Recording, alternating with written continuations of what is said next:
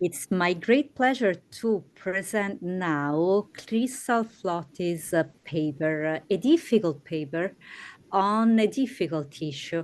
The title is Love and Empathy in Dysfunctional Relationships. So I give you the floor, Crystal, and yeah. Okay. What is empathy? Empathy is a way of feeling and understanding. Nancy E. Snow defines empathy as such. I take empathy to mean, in part, feeling an emotion that is similar to the emotion that another feels because the other feels it. Snow is careful in her definition of empathy by emphasizing the importance of feeling a similar emotion with a person rather than feeling an emotion for a person. Empathy is the act of sharing an emotion. It's the process of putting yourself in someone else's situation to feel what they feel as a way of understanding. So, why is it important?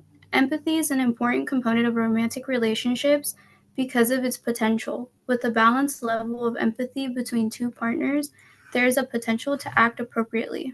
Aaron Simmons explains how important it is to view empathy as a tool to boost morality. He examines the motivation that empathy brings behind morality and concludes that an ethical person must emphasize to the right degree with others' concerns, such that she is sufficiently motivated to help or not harm others when appropriate. Simmons defends the importance of empathy in relation to moral good. This is important to understand when trying to tie in this role of empathy with romantic love, especially when it is toxic. Empathy is important in romantic love because it builds a ground of moral altitude. To feel what your partner is feeling is helpful to avoid toxicity because it allows you to reach a level of mutual understanding that can preserve moral behavior. When a moral behavior takes place, if we encourage empathy, we make space for the perpetrator to fully understand what they did through the feeling that it comes with. We can also discourage this negative behavior with empathy because it will motivate them to act appropriately, considering that their partner's feelings are to be felt by them as well. What is ethics? Ethics can be defined as a set of moral principles. These principles are formed to aid us in acknowledging what is right from wrong. Ethicists like Immanuel Kant viewed moral principles in a deontological perspective. He believed ethical behavior to be applied universally, organizing these principles from right and wrong in what he called the categorical imperative. The categorical imperative demands from us to respect each other's autonomy. This means respecting each other's personal choices as long as they are within ethical means. Acting within ethical means can be applied universally. However, when looking at toxic relationships, there is an imbalance of acting ethically because of the lack of empathy between men and women, making the standards of ethics in love unfair and unable to be covered by men and women equally. Ethics in love. Let's discuss ethics and how they apply to empathy and romantic love. Ferrarello dedicates an entire chapter for each presentation of ethics in general love throughout her book. Some of those chapters include unconditional love, sacrificial love, and rage. These will be the principles of love ethics that I will be focusing on to tackle the issue of imbalanced empathy and dysfunctional romantic love with traditional gender roles. It is more often that men adopt abusive behaviors toward women because of stereotypes imposed by society. Each of these concepts play an important role in romantic relationships, and they also affect the level of empathy that presents itself in a toxic relationship. Analyzing men and women. Men and women can be different in many ways, but the one thing that we all have in common is desire to be loved. In traditional toxic relationships, men are more likely to adopt dominant behavior that leads to abusiveness, while women are expected to remain submissive. These behaviors are a result of societal pressures that are harmful to men and women. Society has imposed different gender stereotypes that have contributed to the divide and abusive behavior between men and women. By acknowledging the stereotypical differences that lead men and women to adopt certain roles, we can begin to analyze their romantic desires and behaviors as a result of social pressures rather than blaming either sex.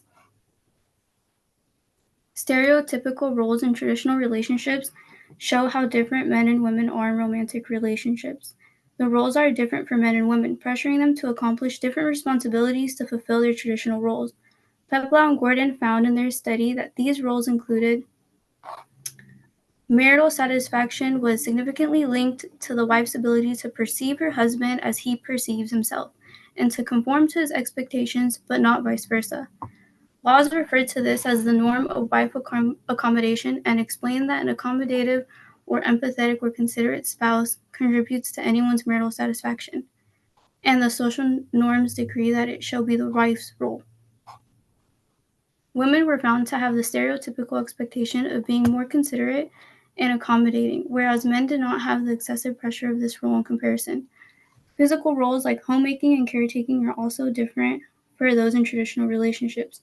For employed wives, there may also be problems with role overload, since husbands do not typically share fully in homemaking and childcare. Power differences favoring husbands may also contribute in some cases. Women are expected to fulfill this role, while men are expected to remain in roles of power and dominance. The differences in roles like consideration and empathy also affect the satisfaction that men and women have in relationships. Men and women that are in love are found to be happier than those that are single, but evidence also indicates that the positive effects of marital status are greater for men than for women. However, Peplau and Gordon also followed this up by saying that men were found to be more stressed when single compared to women. Women having the pressure to be considerate, homemaker, and to fulfill all their gender expectations make it difficult for them to feel the sense of easiness that men get to feel. These roles themselves are different, but the result of these roles are also different. Satisfaction levels for men and women are affected because of society's harmful gender expectations. In what ways are we similar? According to Peplau and Gordon, they mention a variety of studies that have been done to examine what it is that men and women want in love. What they find is that men and women are no different when it comes to wanting love. Although stereotypes depict men as more resistant to marriage and settling down than women, actual gender differences and expectations about marriage are very small. Through a survey of college students, they found that only 3% of men and 1% of women were not in favor of getting married. This study shows how the want for romantic love is not a difference in the sexes. It is a similarity that binds us together. This is important to recognize when analyzing the disparities in empathy and ethics in dysfunctional romantic relationships, because it is through the want of love that we can make an effort to close the imbalanced gap. Our common interest in romantic love is arguably the greatest similarity when comparing men and women in heterosexual relationships. The desire and human need to love and be loved is one that drives us into these relationships in the first place.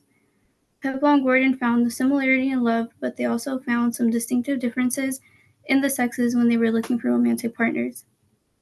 In one study, 48% of heterosexual college men rated good looks as very important in a permanent partner, compared to only 16% of college women. Women often give greater emphasis to a partner's intelligence and occupational attainment. 70% of the women ranked being intelligent as very important, compared with 53% of the men. What we see in this study is a confirmation of certain stereotypical desires in the sexes, like men more often prioritizing attractiveness over intelligence in a romantic partner. Although this study is focusing on the action of seeking romance rather than the actions that are taken in romantic love, it sets the tone when justifying that there are differences in men and women romantically. Although each of the sexes are fundamentally searching for the same thing, romantic love, they are seeking different traits in each other because ultimately they are different. By starting off the journey of love by seeking different traits, attractiveness, intelligence, etc., we cannot be led to believe that once men and women enter a relationship that becomes toxic, they must act the same ethically and empathetically when facing romantic challenges. These challenges can be viewed in different levels of toxicity, from feeling pressured to make sacrifices to being a victim of domestic violence. In situations of domestic violence in traditional relationships, often men, not all men, tend to lack empathy. By challenging society's harmful stereotypes, we can promote well-balanced and healthy relationships. Unconditional love and domestic violence. One of the ethical roles in relationships is to love unconditionally. Unconditional love is the act of loving no matter what. To love unconditionally is to love freely without the burden of expectations. Ferrarello encourages us to let go of the myth that unconditional love is dangerous and redefines it as loving unconditionally means separating our own projections from the person we love. It means being able to see that person for who they really are. Ferrarello argues this by saying that loving unconditionally means to love someone for who they truly are, not based on what they do. In a perfect world, this level of love is beautiful and positive, but can we say this standard is ethical in situations of domestic violence? Unfortunately, we live in a world where, according to the National Coalition Against Domestic Violence, every year nearly 10 million women and men become victims of domestic violence. Ferrarello does not turn a blind eye to this reality and instead claims that unconditional love actually discourages this behavior. However, I believe that it only discourages behavior when we apply it to the perpetrator. When we encourage unconditional love in the situation, the intended message gets lost and it starts to mean two different things for each side. For the sake of my argument on unconditional love, I will be referring to the majority of men as perpetrators in domestic violence. However, it is a false stereotype that men do not experience domestic violence. According to the NCADV, 1 in 7 women and 1 in 25 men have been injured by an intimate partner. This gap starts to close when we look at less violent forms of abuse, like shoving and pushing, 1 in 3 women and 1 in 4 men. But the NCADV acknowledges that this, in some cases, may not be considered domestic violence. These statistics show the problem of an imbalance in empathy. It is not that men don't ever experience physical violence, it is the fact that women experience it more, especially when it becomes more severe. The gap becomes even more widened when we look at specific crimes of domestic violence like rape, 1 in 5 women and 1 in 71 men. And in homicide, 72% of all murder-suicides involve an intimate partner. 94% of those victims are female. The gap in domestic violence is prevalent, but the way to close this gap is not by encouraging revenge. It's by encouraging more empathy in men to discourage harmful behavior in traditional heterosexual relationships. Violence is not the answer. When we examine men in this situation, the answer is to love unconditionally.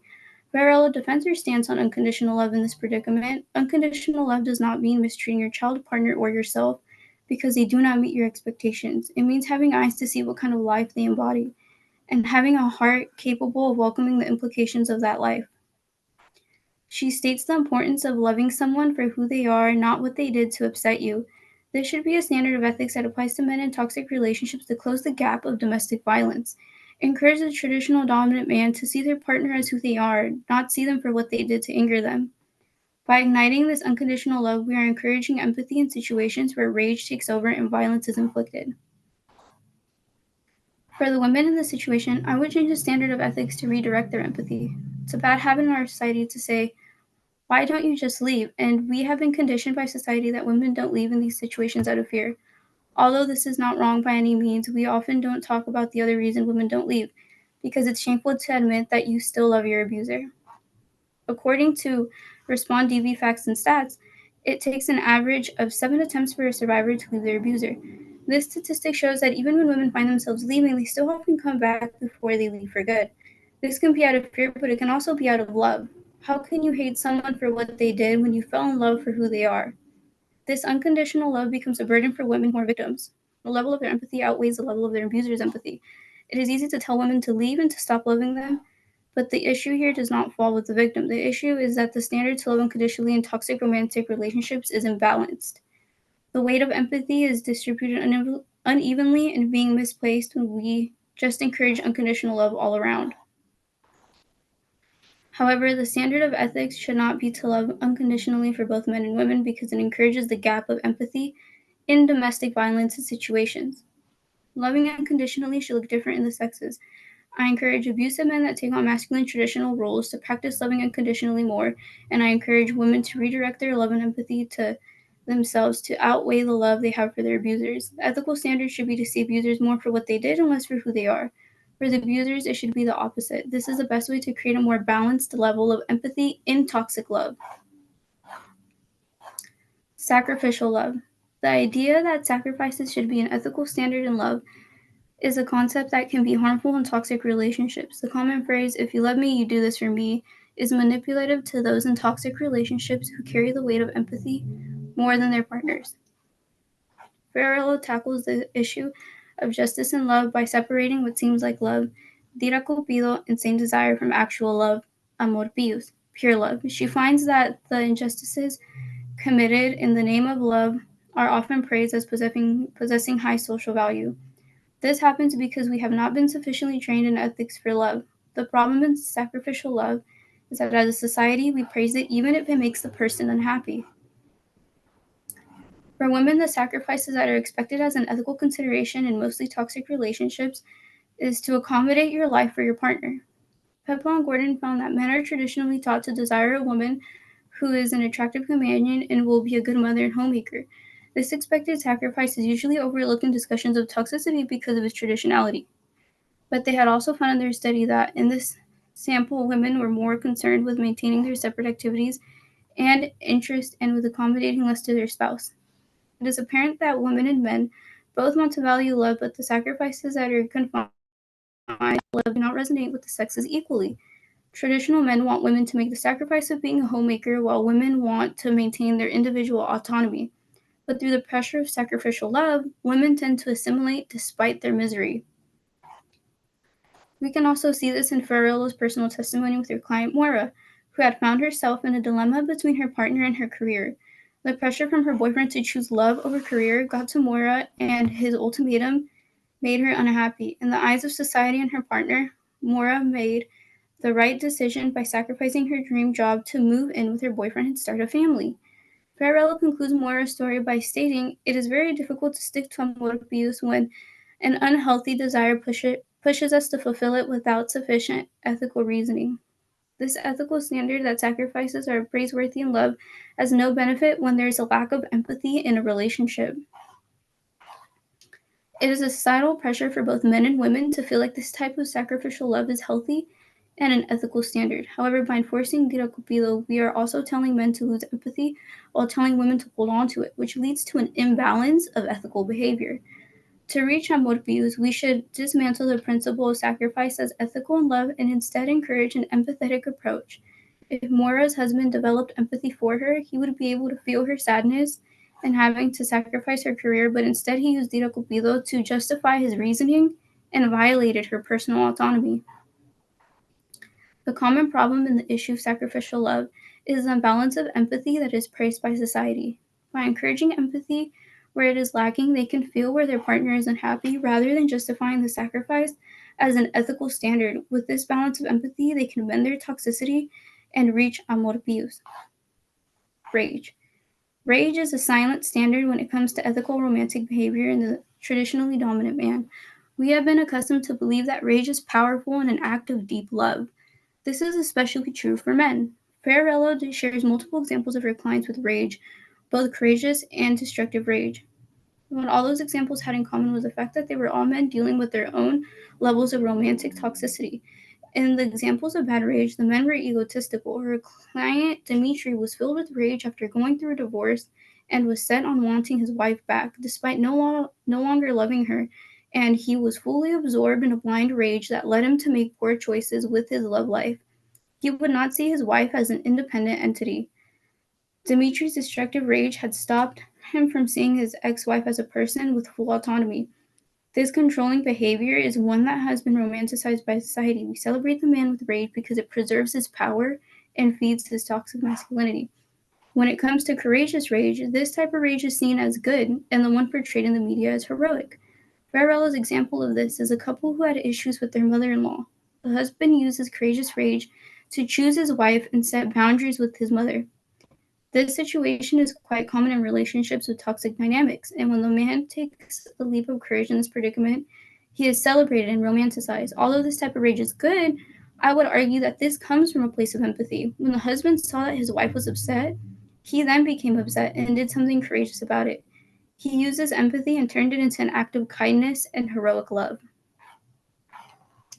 When we romanticize rage and suppress it as ethical, we're letting room for egotistical and narcissistic behavior to flourish, especially in the case of destructive rage, where behavior is rooted in selfishness.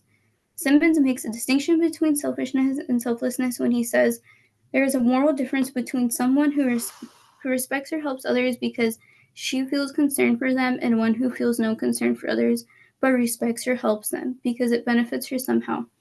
He examines empathetic behavior and finds that it cannot be truly empathetic if it's rooted in selfishness. This can be applied to rage and romantic love, where bad rage is just selfishness, and good rage is selfless. However, Peplau and Gordon found in their survey that women wanted men that were more occupationally successful, someone to be a protector and provider.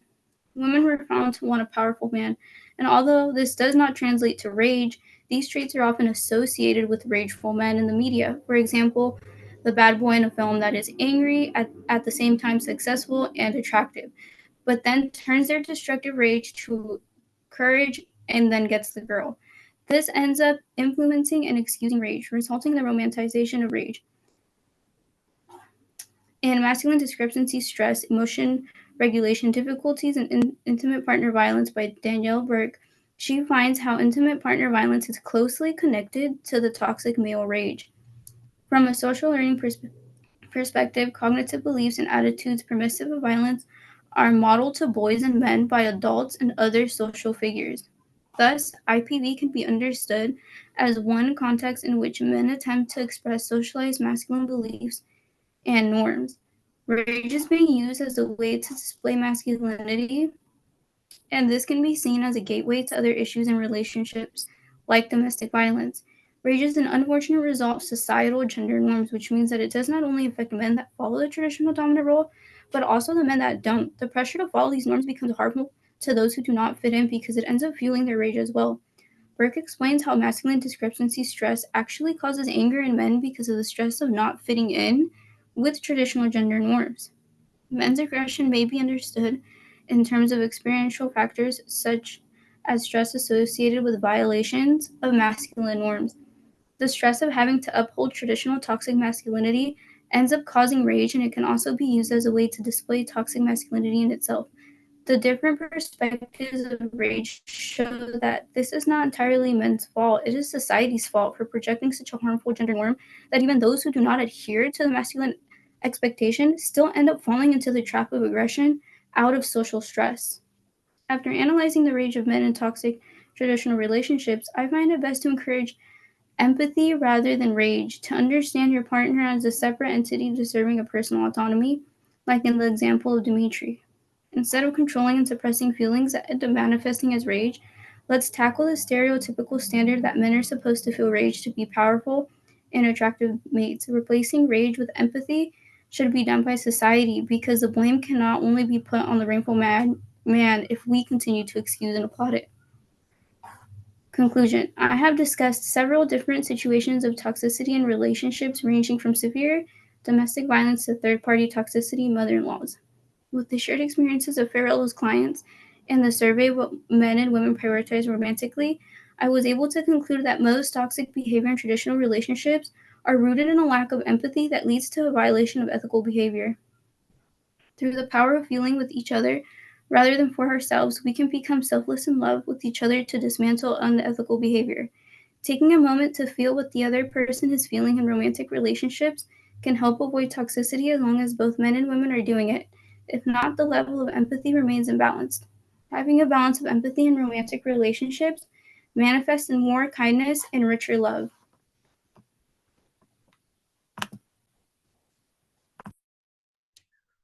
Great. Thank you so much, Crystal. That was really a good paper. Do we have questions, comments? I know that the issue is very delicate. 2 days ago, it was the day against women's violence. So it's unfortunately still a very hot topic. Any comment, remark? Yeah, it's just a comment. I definitely agree with your conclusion that this sort of narcissistic induced rage is very much rooted in a lack of empathy. And I say this from personal experience, because I wasn't always a gentleman. um I'd like to say I grew up, but back then when I was really young, I society, as you point out, tells us that it enforces these gender roles that men have to be a certain way and women have to be a certain way. I've literally been told by my peers, even other men in my family, like, yeah, you got to show her who's boss and lay down the law and stuff like that.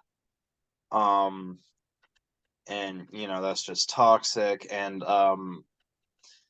you know when you fits of anger, fits of rage, very much rooted in narcissism, which is in turn very much rooted in a lack of empathy. Looking back, I literally had to force myself to care about my girlfriend's feelings less in order to justify, my behavior or, neglecting her feelings and stuff like that. And looking back, I wasn't doing that consciously. I was doing it unconsciously. And yeah, it's something everyone needs to realize, that everyone, including women, not just men, but everyone in a relationship needs to realize that their selfishness is going to be the biggest problem in the relationship. And one way to combat selfishness is learning to empathize properly with your partner. Because how are you going to be able to make sacrifices if you can't look away from yourself for a sec and look towards the other person as another person and not just someone who's there to meet your needs? I thought your paper was amazing. Thank you. Thank you, Ben. I really appreciate you sharing like the honesty that you also went through. And it sucks. It's really unfortunate because this behavior is, it's like you said, you kind of do it subconsciously because like your peers, like your friends, your family, all society is telling you to do this because this is the right way to do it. And even if you don't want to do it, then that could also lead to rage. That's really interesting. Yep.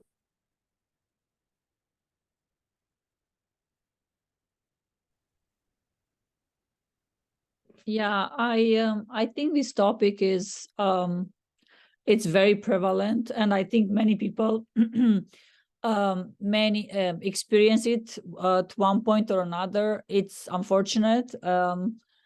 It is delicate, like Dr. Susi said. It's difficult. I mean, people go through very difficult times, and it's again, it's a complex situation because sometimes you're expected to please others, right? Like people pleasing, conforming.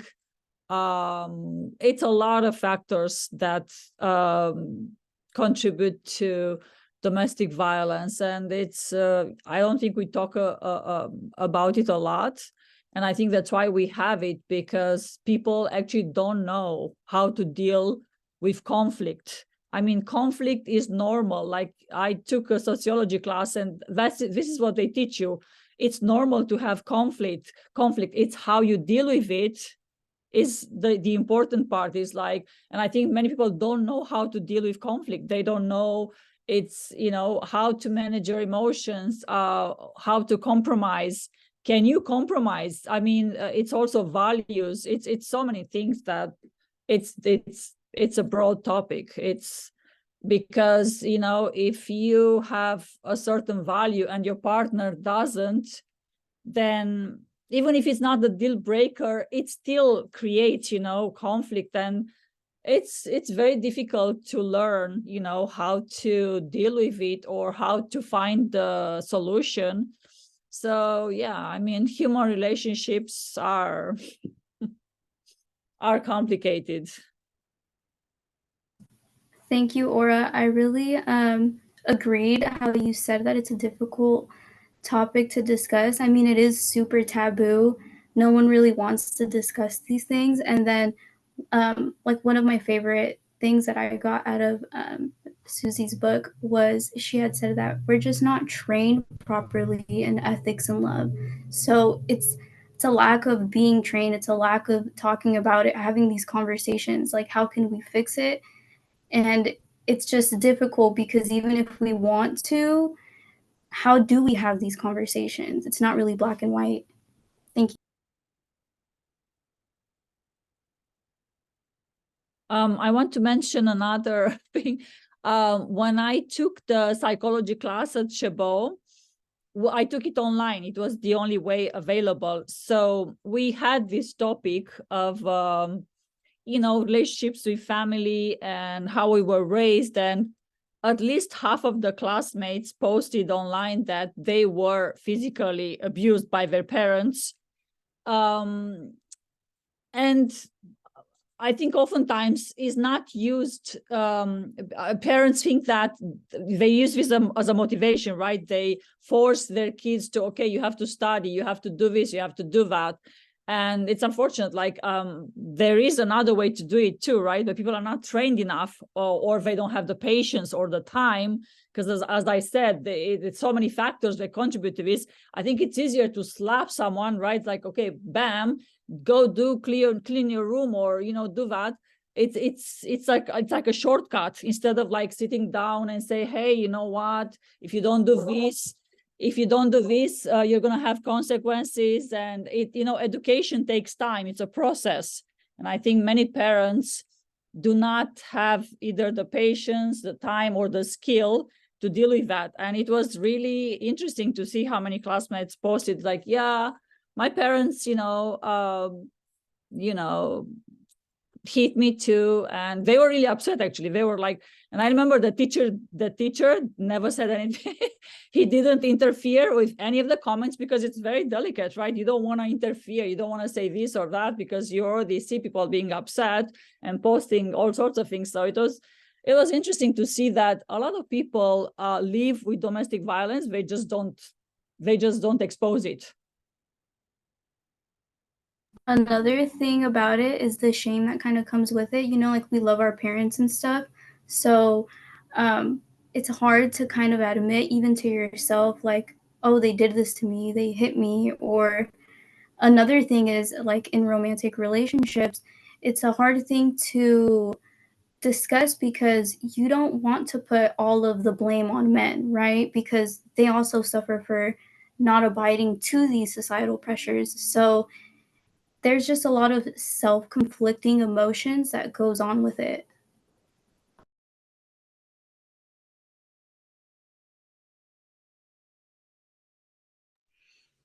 Thank you so much for taking the courage, to give a face to this extremely difficult topic.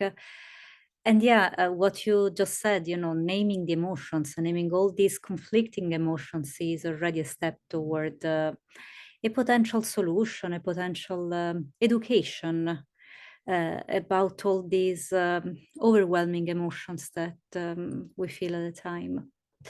So thanks again, Crystal, for your wonderful presentation. Thank you.